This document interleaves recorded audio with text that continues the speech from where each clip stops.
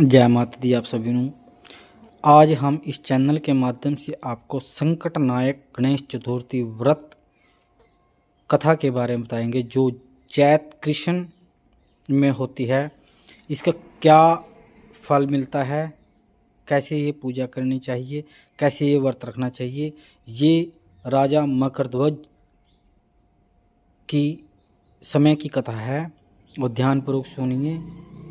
और आपको इस चैनल के माध्यम से नई नई कथाएं, पूजा पाठ, ज्ञान, सभी प्रकार के कथाएं के बारे में बताएंगे।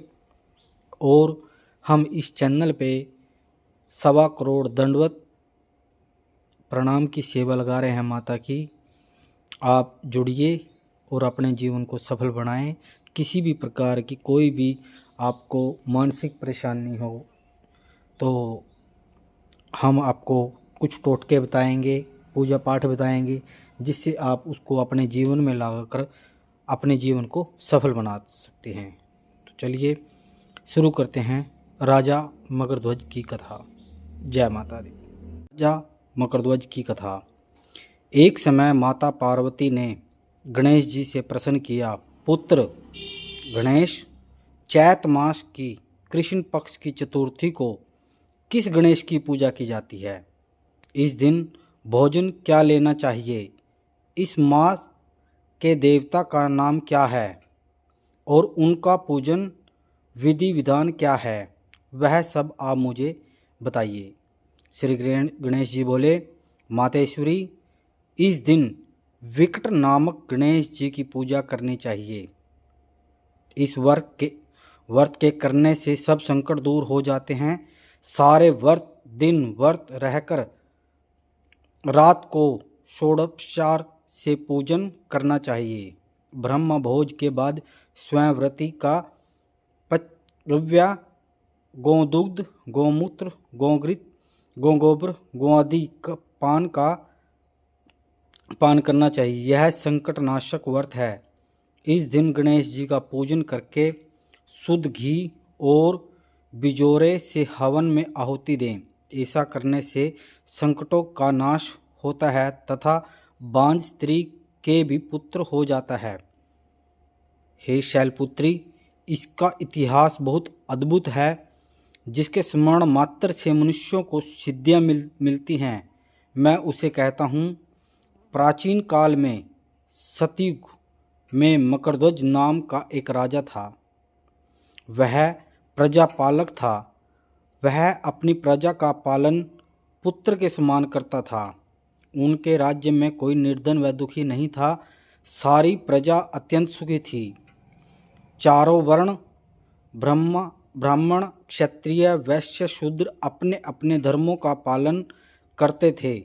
प्रजा को चोर, डाकू आदि का भय नहीं था। सभी लोग उदार, बुद्धिमान, दानी व धर्मपरायण थे। यह सब कुछ होते हुए भी राजा को पुत्र की प्राप्ति नहीं हुई। कुछ समय पश्चात महर्षि याज्ञवल्क्य के आशीर्वाद से राजा को एक पुत्र की प्राप्ति हुई। राजा ने राज्य का कार्यभार अपने मंत्री को सौंपकर बच्चे का पालन पोषण स्वयं करना प्रारंभ कर दिया। राजा शासन हाथ में आ जाने से मंत्री धर्मपाल धनवान हो गया। मंत्री के 5 पुत्र थे। उसने सबका विवाह कर दिया। वह धन्य का उपयोग करने लगा। 5 बहुओं में सबसे छोटी बहू अत्यंत धर्मपरायण, धर्मात्मा और श्रद्धालु थी। चैत माह की कृष्ण चतुर्थी को उसने गणेश जी का पूजन और व्रत किया। यह देख उसकी सास ने उसे मना कर दिया और कहा, अरे क्या तंत्र मंत्र मेरे द्वारा मेरे पुत्रों को वश में करने का उपाय कर रही हो? सास के बार बार मना करने पर जब बहू नहीं मानी तो पूजन और व्रत को त्यागा नहीं। तब सास ने कहा, दुष्टा, तू हमारे घर का नाश करने आई है। मैं तुझे पीट पीट कर ठीक कर दूंगी। मुझे यह सब पसंद नहीं है। सास ने उसे मारा पीटा। इस पर बहू ने पूजन बंद कर दिया। वह बोली, संकटनाशक गजानन का व्रत कर रही हूँ। यह व्रत बहुत फलदायक होता है। बहू की यह बात सुनकर सास ने अपने छोटे पुत्र को कहा, पुत्र, तेरी बहू मेरा कहना नहीं मानती, पाखंड और ढोंग रचा रही है, जादू टोने कर रही है और मेरे कई बार मना करने पर जिद के कारण नहीं मान रही है। मैं गणेश जी को नहीं जानती, ये कौन सा गणेश है जिसकी पूजा यह करती है। हम राजघराने के लोग हैं और हम किस विपत्ति को यह नष्ट करेंगे। हम राजघराने के लोग हैं और हमारी किस विपत्ति को यह नष्ट करेंगे। माता के बहकावे में आकर पुत्र ने अपनी स्त्री को बहुत मारा पीटा, किंतु बहू ने मार पीट कर और सारे कष्ट व दुख सहकर भी गणेश जी का व्रत और पूजन नहीं छोड़ा। बहू ने व्रत पूजन के बाद बड़ी श्रद्धा से गणेश जी की प्रार्थना की, हे गणपति, हे विद्या विनायक, मेरे सास ससुर को ऐसा कष्ट दीजिए जिससे उसके मन में आपके प्रति आस्था जागृत हो। मेरे पति, सास और ससुर के हृदय में भक्ति की भावना उत्पन्न कर दो, जिससे वह मुझे स्थाना। दूसरे ही दिन भगवान विश्वात्मा गणेश जी ने अपनी माया से राजा के पुत्र का अपहरण कर उसे मंत्री धर्मपाल के महल में छिपा कर रख दिया। राजकुमार के वस्त्र आभूषण उतार कर राजमहल में फेंक दिए और स्वयं अदृश्य हो गए। राजकुमार के गायब हो जाने पर राजा बड़ा व्याकुल हुआ। उसने अपने पुत्र को पुकारा, लेकिन कोई उत्तर न मिला। मंत्री के महल में ले जाकर राजकुमार कहाँ चला गया, किसने यह घृणित कार्य किया, हाय राजकुमार कहाँ चला गया। मंत्री ने कहा, हे राजन, राजकुमार कहाँ चला गया है इसका मुझे पता नहीं, मैं तुरंत सभी स्थानों पर खोज करके आता हूँ। राजा ने अपने नौकरों, अंगरक्षकों, मंत्री तथा अन्य राज्य कर्मचारियों आदि को बुलाकर राजकुमार को शीघ्र पता लगाने की आदेश दिया। राजा ने आदेश पाकर वे सभी स्थानों में खोज करने लगे। सारे नगरों, गांव, जंगलों और उद्यानों में ढूंढा, लेकिन राजकुमार कहीं भी पता न चला। तभी राजा ने डरते हुए कहा, महाराज, सब जगह ढूंढने का कहीं राजकुमार का पता नहीं चला, अपहरणकर्ता का भी नहीं पता चला। ऐसा सुनकर राजा ने मंत्री को बुलाया और कहा, राजकुमार कहाँ है, मुझे सच सच बता दो। अगर राजकुमार का पता ही नहीं चला तो मैं तुम्हारा वध कर डालूंगा, तुम्हारे सारे परिवार को मौत के घाट उतार दूंगा, तुम्हारे कुल का नाश कर दूंगा। राजा द्वार डांट फटकार से मंत्री हैरान रह गया, वह बहुत दुखी हुआ। मंत्री ने कहा, हे राजन, मैं पता लगाता हूँ कि किसने यह दुस्साहस किया है। अपने घर जाकर अपनी पत्नी और पुत्रियों तथा सभी बहुओं को सारे परिवार एकत्रित करके कहा, यदि राजकुमार का पता नहीं चला तो हमारा वध कर दिया जाएगा। राजा मेरे वंश का नाश कर देगा, अब हमारी रक्षा का उपाय नहीं है। ससुर की बात सुनकर